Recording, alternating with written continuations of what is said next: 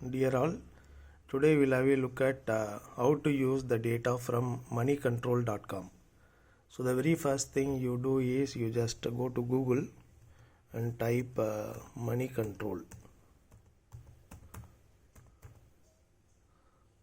So once you do this, you will be taken to the web page of money control. Just go there. So what you will find there is basically data about companies. That is what we are interested in. So for instance, let us go for Hindustan Unilever Limited. So you just type the name of the company, you will be taken to the page of the stock. So if you can see here, so just you type Hindustan Unilever, so you are taken to this page. So you can see here, this is the current market price of Hindustan Unilever, and this is the latest range of price on the last traded day, that is yesterday.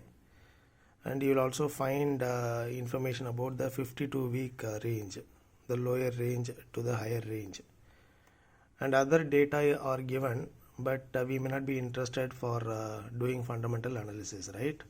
So you start with typing the name of the company in money control.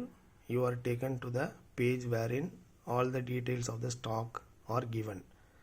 So this is the detail you are getting initially. So you scroll down, you will get right information about the basic kind of qualitative stuff. Maybe you can call it as a kind of SWOT analysis, because whatever valuation we are going to do at the end of the day, we need to give some sort of justification about why we are getting this value. For that we may need some qualitative justifications. So maybe if you are interested, you can try to look at this. Okay, for instance, let me just click this strengths, right? So you can see in bracket there are 11 strengths identified by this analyst team. They call it as MC. Okay, so you can see here strengths are given, right? Okay, so first one is rising net cash flow and cash from operating activity. Second strength according to the analyst is effectively using shareholder fund, return on equity improving since last 2 years, like this. Okay, so you are given with kind of 11 strengths, right? So these are all the strengths you are given with. So if you are interested in, so you can just try to get into this, try to find out what is the kind of preliminary information you are getting about this particular company or stock. Similarly, if you are interested in knowing the analyst view about the weakness of the stock, you can try to look at here. So they have given you two weaknesses. First one is mutual funds decrease their shareholding in the last quarter. Second one is decline in net profit with falling profit margin. Similarly, you are also given with opportunities. There are two opportunities. Okay, brokers upgraded their recommendations or target price in the past 3 months. So that is the kind of opportunity. And second one is RSI indicating price strength. It's a technical analysis parameter. We may not be looking at that in fundamental analysis. Nevertheless, this is what you get, right? And then you go for threats. Okay, stocks with high PE is exceeding 40 times. So it's a kind of threat according to the analyst. So this is what your basic information. Okay, and the MC essential rating is 88% pass, and technicals very bullish. So we already seen their SWOT analysis, right? Yeah, so we may not be interested in technicals because that is going to give you information based on the movement of prices, and the essence of fundamental analysis is about looking at what are the fundamentals and what are the changes in the fundamentals and what is going to be the impact of the changes in fundamentals on the movement of the stock price, right? So that means we may not be very keen to look at technicals. So if you move down little below, this is the kind of data we may be interested in, right? So you have a kind of overview then chart, MC insights, MC technicals, price and volume, news, forum, and then corporate action, financials, shareholding, peers, and about. Among all these, we are very much interested in financials. Okay, so that means we will be going right, or we'll be taking more help from money control on financials. So once you click financials, you will be taken to this page wherein you have the data like overview, income statement, balance sheet, cash flow, and ratios. And if you look at the other side, kind of vertical format, right? So balance sheet, profit and loss, quarterly results, half yearly results, 9 months results, yearly results, cash flows, ratios, capital structure. So here we are interested predominantly in balance sheet, profit and loss, and cash flow. Okay, so let me just click balance sheet. Okay, I am not taking from here, either way it will be same. So I am just going for balance sheet. Okay, for Hindustan Unilever. Once I click that, so this is what I am going to get. Yeah, so you can see here, so balance sheet of Hindustan Unilever Limited for the last 5 years it's given, financial years, right, ending March 20, March 19, March 18, March 17, and March 16. Okay, so we need this information. Okay, essentially our analysis is going to be based on, right, the data from the financial statements of the company for the last 5 years, right? So if you look at, what are the content here, like equity, share capital, and reserves and surplus, and total reserves and surplus, total shareholders funds. You are given with non-current liabilities, current liabilities, assets. Okay, and then you are given with current assets, fixed assets, right? So total current assets, total assets, right? So everything is given, right? So you need to look at these data, right? So we may be making use of that. So then I go back, I just click P&L, right? Balance sheet we have already seen. I just click P&L. So this is what I am getting. Again, for last 5 years you have the data, March 20, March 19, March 18, March 17, March 16. Okay, so you start with revenue from operations gross and revenue from operations net. So they just subtracted excise or right, service tax. We'll be interested in revenue from operations net. This is what you have to look at, right?